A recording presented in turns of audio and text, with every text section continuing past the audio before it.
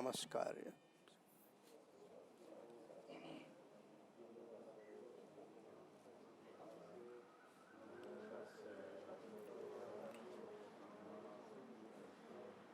Buddhang saranang gacchami, Dhammang saranang gacchami, Sanghang saranang gacchami, Dutiyampi Buddhang saranang gacchami, Dutiyampi Dhammang saranang gacchami, Dutiyampi Sanghang saranang gacchami, Tatiyampi Buddhang saranang gacchami, Tatiyampi Dhammang saranang gacchami, Tatiyampi Sanghang saranang gacchami, Sarana-gamanang sampunnang Panatipata Veramani Sikkhapadang Samadhiyami, Adinnādāna Veramani Sikkhapadang Samadhiyami, Kāmesu Micchāchārā Veramani Sikkhapadang Samadhiyami, Musāvādā Veramani Sikkhapadang Samadhiyami, Suramere Majjapamadatthāna Veramani Sikkhapadang Samadhiyami, Appamādena sampādetha Samanta Chakravalesu Atra Gachantu Devata Saddhammang Munirajas Sunantu Sagga Mukhadang Dhamma Savana Kalo Ayang Bhadanta Dhamma Savana Kalo Ayang Bhadanta Dhamma Savana Kalo Ayang Bhadanta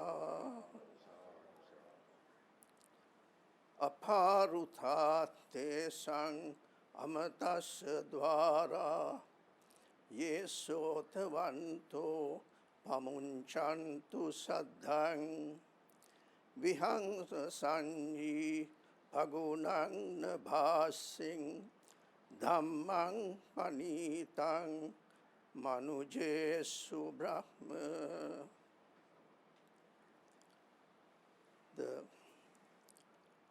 The theme verse that I just now recited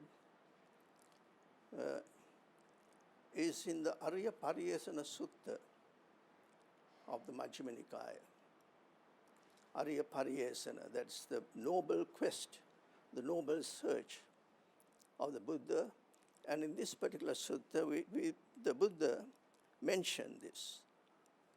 It's an occasion because after attaining Buddhahood, he was slightly diffident. The Buddha was diffident, and all of us know the story where Sahampati, Brahma Sahampati, came and requested him to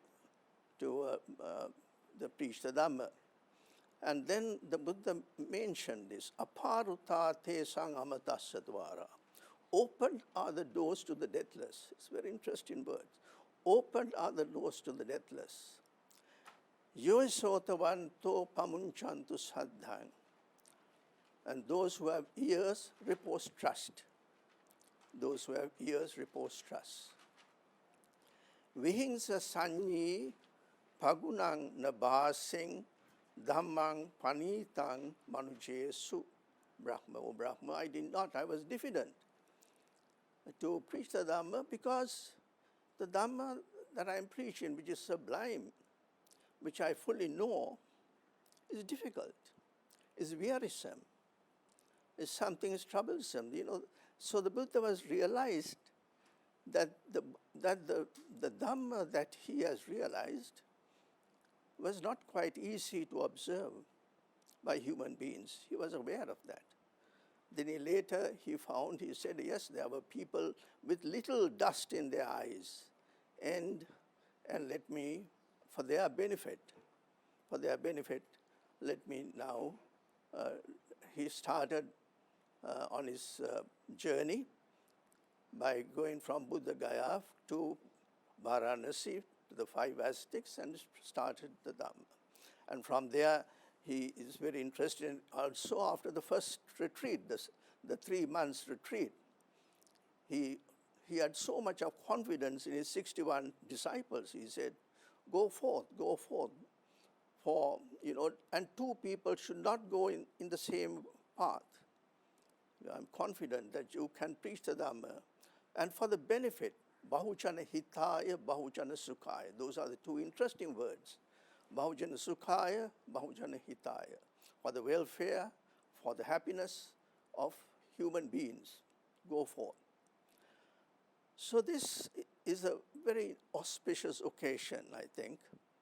I think our minister, Honorable Dinesh Gunawardena, thought of having a sort of sermon or something, the Buddha's teaching, to be sent to all our embassies abroad, outside Sri Lanka. I think this is the first time it has happened. We have so many firsts by Sri Lanka, and also this year we are now celebrating. It's a worldwide, the United Nations have accepted to celebrate or recognized. Earlier there was no recognition, and it was recognized to be a day of remembrance, celebration, holiday. But there is one step further, because now at the moment it's only that any person who is a Buddhist could take vacation, could take a holiday on that day. But it's not compulsory for everyone. But there are certain 6 or 7 holidays which are compulsory, and that's the final step that we have to take someday. That, the Buddhism, which is now embraced by 535 million people. It's about 8 to 10% of the population, of the world's population. They observe, or they respect the Sakya Muni as their teacher, the Buddha as their teacher. There is no difference whether it's the Mahayana countries or any other country. The Buddhist countries always respect. Even in the Mahayana Buddhism, the Sakya Muni is treated as there is Amitabha, the other Buddhas are there, but the Sakya Muni is respected. So it's 535 million people, but we see that, that recognition that is being given to Buddhism in deciding on the fate of humanity. I do not know whether it's adequate enough, and that may be, and it is in that respect that I consider that very auspicious of our foreign minister to take this bold, very interesting step of having the Dhamma, of having a sermon of the Dhamma to be broadcast and to be taken to our embassies abroad. As you know, it was in 1999. Till 1999, the United Nations did not recognize the Vesak Day of Vesak. And it was a decision that was taken by a conference that was organized by the government of Sri Lanka, inviting all the other Buddhist countries to Sri Lanka in 1998. And the first resolution that was passed was that Buddhism should be recognized by the United Nations. So it was only a recognition, and later it came up to an optional holiday. So that's a second. And there, another foreign minister, a respected foreign minister, Lakshman Kadrigama, as you know, he negotiated that well, so that it was unanimously accepted by the United Nations. And from that day onwards, this day has been now recognized, and the Secretary General issues a sort of statement every year. And I have the statement of the present Secretary General with this, and this is what he says, the message from Antonio Guterres. It's a long, but I'm just taking 2 sentences. The Buddha's timeless message of unity and service to others is more important than ever. It is only together that we'll stop the spread of the coronavirus and recover. So it's in the present context of the coronavirus, which has affected the entire world. On this day of Vesak, let us celebrate Lord Buddha's wisdom by taking action for others with compassion and solidarity, and by renewing our commitment to build a peaceful world. It's, every year we make statements like this. So the important thing is to make statements to implement those statements. You can't just create you can say, let there be a peaceful world, but we have to build, he says, commitment to build a peaceful world. But who are the people, the stakeholders in having a peaceful, building of a peaceful world? We have International Day for Endemic Preparedness, and that was in December 27 last year, 2020. So we are now preparing ourselves, the world. He says, and it's also interesting. Now, remember these words. For too long, the world has operated on a cycle of panic and neglect. Of panic and neglect. Now, you panic of something, and after, possibly now this time also, we'll find the different type of vaccines, and after that, if say, oh no, it's over now, there's a neglect. We throw money at an outbreak. You know how much of money that's been spent on the vaccines and other things. We throw money at an outbreak. And when it's over, we forget about it and do nothing to prevent the next one. In the world, there has been so many epidemics from time to time. We know of the Spanish flu, that was in just after the First World War. And there was earlier also, there was something called the Black Death or something. The 75 million or near 200 million died in that particular situation. And then the number of deaths under the Spanish flu was more than the people killed in the First World War. It was more than that. But we forget. Any efforts to improve human health are doomed unless they address the critical interface between humans and animals and the existential threat of climate change that making our earth less habitable. During the past months, our world has been turned upside down. Now we are speaking of the normal and new normal. What is the new normal? Now, is it the new normal that we have to wear face masks? Is that the new normal? Now, it has almost become the new normal to wear face masks. Now, it's something that's so we can't, the new normal that is there, turned upside down. The impacts of the pandemic go far beyond the disease itself, with far-reaching consequences for societies and economies. So very wise statements are made. They are heads of organizations of the United Nations, where Sri Lanka also a member. And they piously, what else they could do is the pious intentions. And they explain, they make these statements and wait for the next year. So, but the thing is, the WHO Director General, he was very pointed. He's Dr. Ghebreyesus, saying that we neglect, and he cautions because the time is very different. And when we look at it, why has this happened? So because the Buddha always looks at the cause for certain things, the root cause for what's happening. Why has this happened? And this is something that we have to be conscious of. You know, all of us, have experienced certain things, what. But when the Buddha saw certain things that's happening, the aging, the processors, he started thinking, why? Why is it that we have to suffer like this? And that's why he went and he renounced himself and went in search of this Dhamma. And finally he said, it's very difficult, this particular Dhamma that I have realized. But you want happiness, you have to go on this way. This is the way for happiness. But the thing is, it's a hard way, it's a difficult way. And the earlier thinking so far, if you think of it, we had a wrong notion. All development processes in the world has been on a wrong basis, on a wrong footing. And I will show how it is.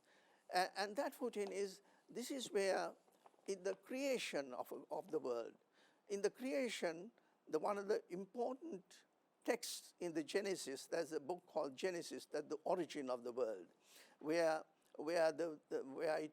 all the whole process, how the world has been created, is mentioned in the Testament, in the Old Testament, which is recognized by all the Christian religions, or also any God, religion that has a theistic background, and the guiding principle has been that, and this is what it says. The Genesis in verse 26 of that, God said, "Let us make man in our image." Now, this is on the sixth day.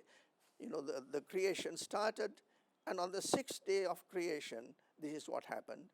He said, "Let us make man in our image, after our likeness, and let them have dominion. Let them have dominion over the fish of the sea, and over the fowl of the air, and over the cattle, and over all the earth, and over every creeping thing that creepeth upon the earth." The whole it's mentioned that man was created, and man was created and said dominion over this, of the fowl, of the cattle, of the earth, everything that has been created, the superior, because man being created in the image of God, so it is necessary that you have the dominion. Man is created, and remember that man was created last. He created all the other things are created, and he goes on to say, "And God blessed them, and God said unto them, Be fruitful and multiply, and replenish the earth, and subdue it, and have dominion over the fish of the sea, and over the fowl of the air, and over every living thing that moveth upon the earth." So it's this whole concept that the world has been created, everything has been created for exploitation by the human being. Exploitation, the word exploit comes. We exploit. It's not that the living, and it's very interesting when the WHO Director General, he says that until we have this type of good rapport between the animals and the human race, we can't. And here so as against that, I would like to, all of us are very familiar, when Venerable Arahant Mahinda came to Sri Lanka, he told did he tell King Devanapitissa? What's it? He said, "O great king, the beasts that roam the forest and the birds that fly the sky have the same right to the land as you. Have the same right as the land as you. You have no dominion over them. They have the same right as you. The land belongs to the people and to all other living beings, and you are not its master, but only its guardian." So this is the complete change in a God-created religious background, a development process, and the development process of compassion, of loving kindness. They are, in one says you are dominion, the other say you're only the guardian. You're only the guardian. We cannot exploit. And what has happened so far is, we have exploited to that extent. We are trying to exploit. That now the nature is against us. The nature is against us. See, based on this compassion, the message of compassion of Buddha to all living beings, sabbe satta, the thinking, the process of the Buddhist thinking, the Buddhist way of life, or the Buddhist philosophical, the way the thinking is based on compassion and loving kindness. And it's not on dominion, of domination of any other living beings and creatures. So this is something that we have preserved this religion for how many, 2,500 odd years, and it's for our duty to tell the world. It's our duty. And it's no other person than the minister, foreign minister and others has to tell this world, this is what it is. The first step is important. And this is something that we have to be very careful. We have to do this, not be proud, but we have to say what happens if we don't, because this is only last week, there was a portion of the Antarctic, the Antarctic, it was just the news there, but that has broken off from the Antarctic. It's the size of the New York, the island. The whole thing is the largest, biggest iceberg. So all these things with the warming of the global warming, all these are issues. So something that we have to be very conscious of, that we have had pandemics in the past. But the pandemic in the past and pandemics today is very different, because there are many other dangers. The global warming, we are all conscious of that. The climatic changes that's happening. And these things, that who made this? Who was responsible for that? The CO2, the carbon dioxide, and the methane, all these other methane and everything. The farming that is there, the poultry farming, all types of animal farming, the type of methane that is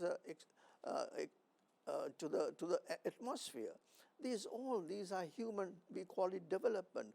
But this whole development process has become is a sort of boomerang on the human beings. And we are said, now the present thing is, if you don't change your ways, you have to perish. It's something like that. Because every day the world, what's happening in the world with this COVID-19. So this year of 2025-21, that means the 2565th year of the Parinibbana, that's the Buddha era, which starting from the Parinibbana, passing away of the Buddha, not by the birth or not by the enlightenment, day of enlightenment, but the Buddha era is from the date of Parinibbana of the Buddha. So it will become significant if only I say that the light that arose in the Buddha under the Bodhi tree is spread throughout the world. There is more, the people start listening to this. We have to create that atmosphere. We have to create that environment. The environment is there, but the things we have to urge, Sri Lanka has a great responsibility for that. Because whatever the decisions that are taken, whether those decisions are right or wrong, the Buddha always has asked everyone, the bhikkhus, he says, bhikkhunis, upasakas and upasikas, everyone, to be conscious of 5 things. It's happening. First thing is aging. All of us are aging. We can't stop that. All of us are aging. All of us are getting sick. It's not that always we have good health. This pandemic, quite likely that another 2-3 years, it'll ease off. It could ease off. So, but sickness is there. We have to face sickness even in the future. We are also facing sickness and also death. None of us could say that even the Buddha passed away, parinibbana, but each one of us, we'll be dying someday. We have not so much of time left for us. We do not know when that would happen. Now there are some of our colleagues who died with the recent corona, say like Governor Lokubandar, think the type of death that they have, that we do not know what's happening. We do not know. We can't say. We are not sure. So the Buddha always tells us, whatever happens, be conscious of these facts. Your aging process, that we are prone to sickness, we die. And the fourth is that when we die, we will not take anything away. We leave everything. We leave everything. All the honors we will be leaving. All our education we will leave in. All what we have accumulated we believe in. We can't take any of them and tell someone, say, oh, I came with this, I had this, I had this. No, you can't. With death you leave everything. And that's why there's this very famous story of Alexander the Great. When he died, he said, please put me on, then show my palms. Now, there's nothing. I have a big empire, but now I'm going in my death. I have nothing. I'm not taking anything. What has happened to all these things? They are big, the Roman Empire, the Hun dynasty, Hunnic Empire. What has happened? The Ottoman Empire, the British Empire, which is close to us, we know, the British Empire. The hegemony, the leadership now, the changing of, the United States and other countries, all these things, it's a changing process. The impermanence of things. We see impermanence. The history of mankind is a history of impermanence. We don't see anything permanent. We see these changes. But still, we want to cling on to things. We don't want to give up anything. So these are, and all that we take are the good and the bad that we have done. According to Buddhists, the good karma and the bad karma. Every country has a good karma and a bad karma. Each person has a good karma and bad karma. And that's the only thing that we take with us. And it's extremely important that the short time that we have, the life that we have, we do our good actions as much as possible for the good actions, because that will help us in our life in samsara, So if that be so, if that is the world, what is it? What's the type of world that we would like to have? I'm sure we would like to have a world of contentment. Even in our lives, take a personal life, we should be contented. Contented doesn't mean that we should be lethargic. No. The Buddha is not lethargic. He wants us to be, to much as possible, use our energy. Get to the highest positions possible, that's all right, but without attachment. But the thing is, but contented with what we have. Once we get something, we work hard and we work for it and we get something and be contented. But we are not content. We want to go further away. So if there is a life of contentment, the requirements of human beings are the same. The parikar, the food, clothing, shelter, and the medicine. Those are the 4 requisites of a monk. These are the 4 requisites of a king or the queen or anyone. Death will come. And for all, whether it's a poor person or a rich person, all would require, these are the 4 requisites. They need food. They need shelter. They need the medicine,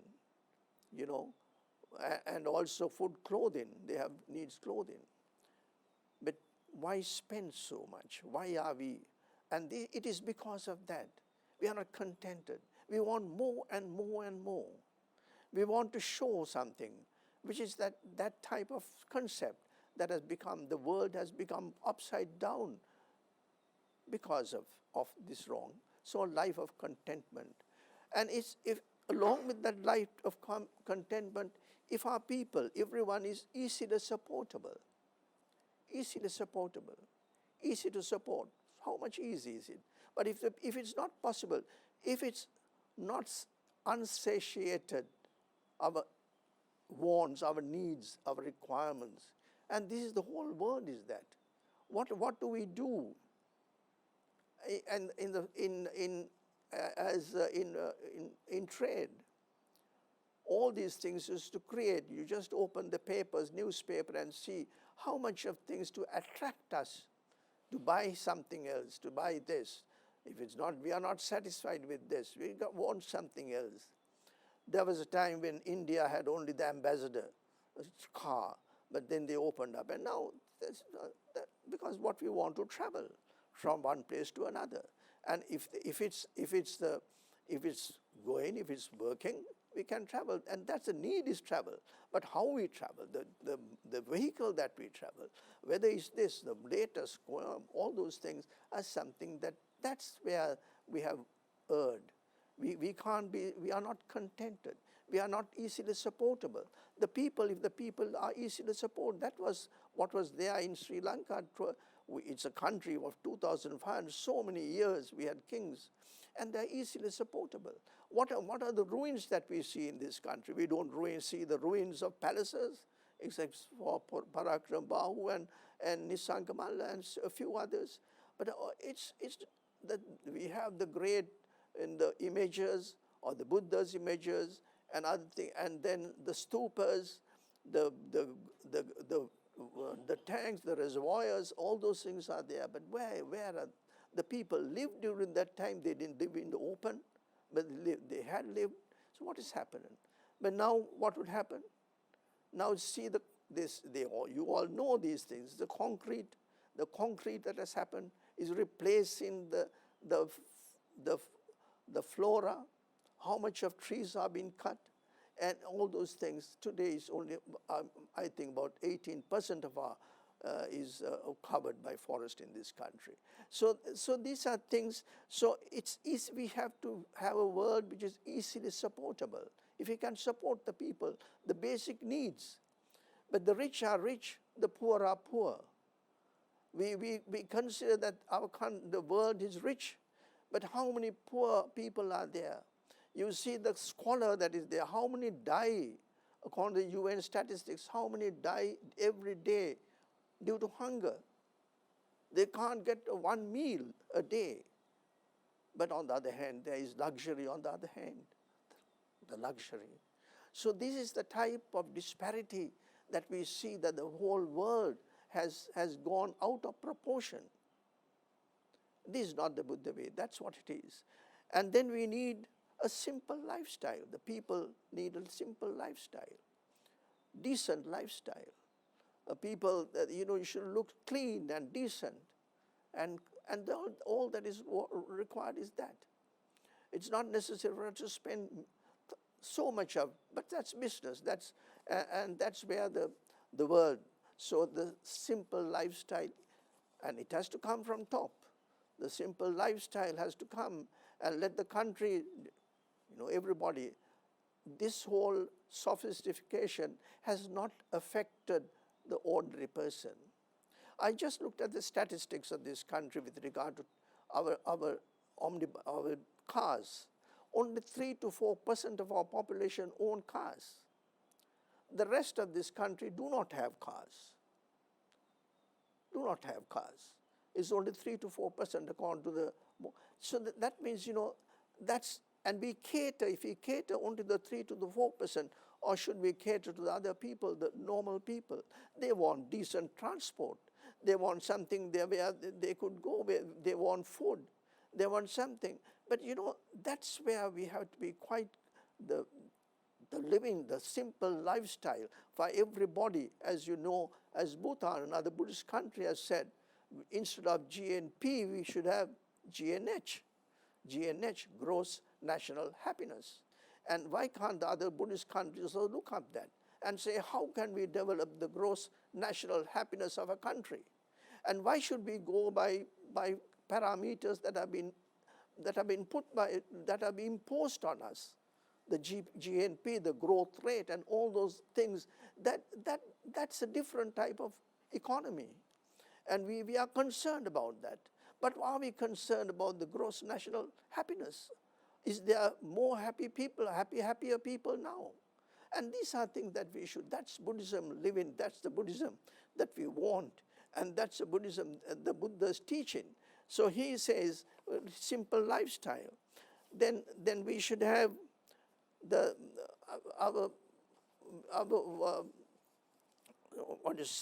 our senses restrained. Buddha says senses. I'm using a particular verse that all of you know. I'm trying to interpret that to the whole world. All of us know the second verse of the Karaniyametta Sutta. Santussakocha subarocha appakichocha sallahuka vutti santindriyocha nipakocha appagabbo kulesu ananugiddo. So these are the things what the Buddha said. If you want to go on this life, these are the qualities that we should have. Santussa, be contented. Subara, easily supportable. The country, the nation, and the nation also. Santussa kocha, subarocha, appakicho. Have little, responsibilities. Now there's so many complexities. World has become complex, and when we want to solve a question, we have another committee, and then you have another committee, then we have another committee, but we don't consider what the recommendation of the first committee, but we just go on and go on. We have international conferences, we say this is what should be done, but we don't do that. We have so many conferences, recommendations come, and those recommendations are not taken into consideration. So, we have this, we complete this life is complex, has become complex. And that's the Buddha was sallahu and sallahuka, simple living. Santindriyocha, nipakocha, and wise. The most importantly, wise, to be wise, to be able to take decisions, correct decisions, instantaneously with mindfully. Nipaka panya, this is something that we should all develop. Nipakocha, san and kulesu ananugiddo, and that's why it's very interesting when you interpret internationally. Each nation thinks this is my country, this is I, this is my, this is mine, this is my country, this is mine. The thing is, if you think of the whole world, sabbe satta bhavantu sukhitatta, sabbe satta, it's a completely different outlook. We think due to wars and historical reasons, we have now developed into different nations. And the only way that the United Nations can solve problems by dividing. They solve. Let it be Indonesia, let it be other country, they're right, solve. Nationalism, they have that. So that's not the way. Look at it as human race. And we don't, even the United Nations, do not look at things as a human race. They think in a divided way because of that. And that's a change of outlook. And this is what some would say, how could we do this? And that's what the Buddha mentioned. Aparuta tesang, open are the doors. You can go, you take this path, and there's sure success.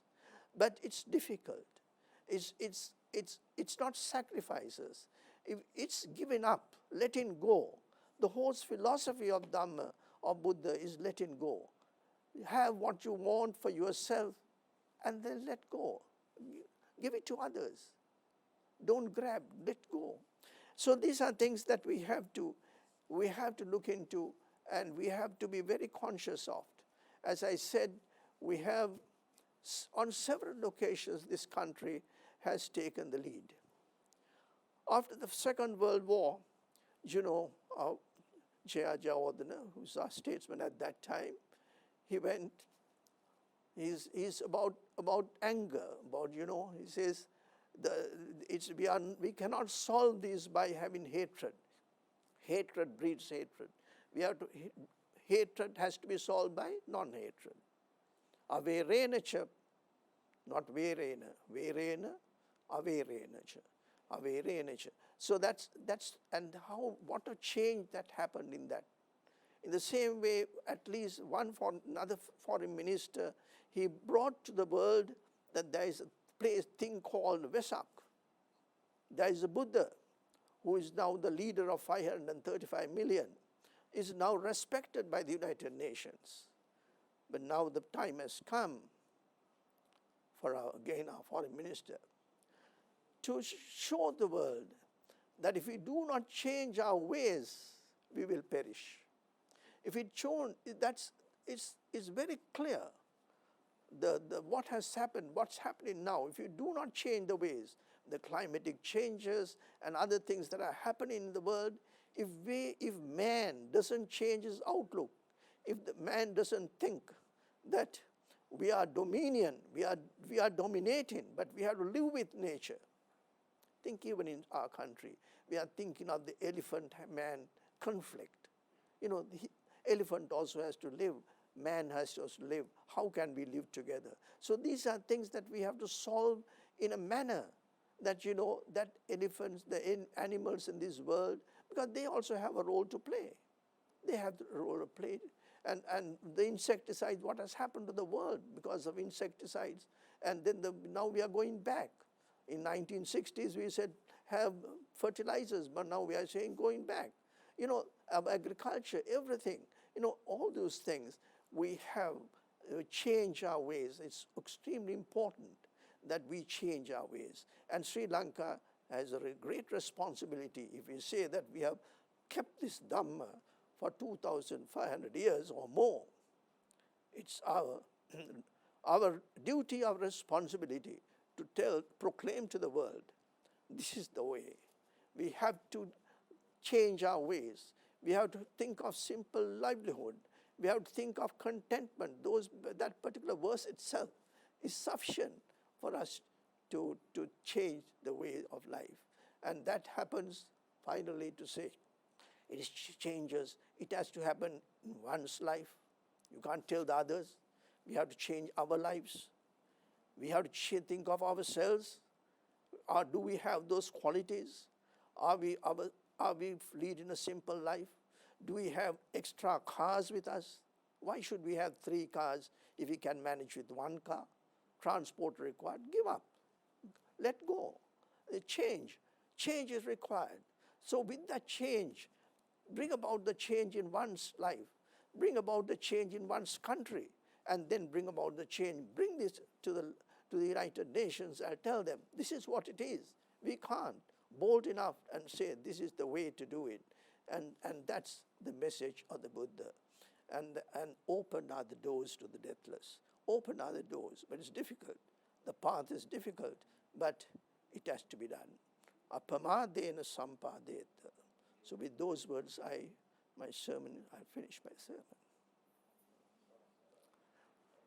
So let us, to the Devas, we have invited the Devas to come and listen. Now let us transfer merit to the Devas altogether. Ettavata cham hehi sambatang punya sampadang sabbe deva anumodantu sabba sampatti siddhya. Ettavata cham hehi sambatang punya sampadang sabbe deva anumodantu sabba sampatti siddhya. Ettavata cham hehi sambatang punya sampadang sabbe deva anumodantu sabba sampatti siddhya.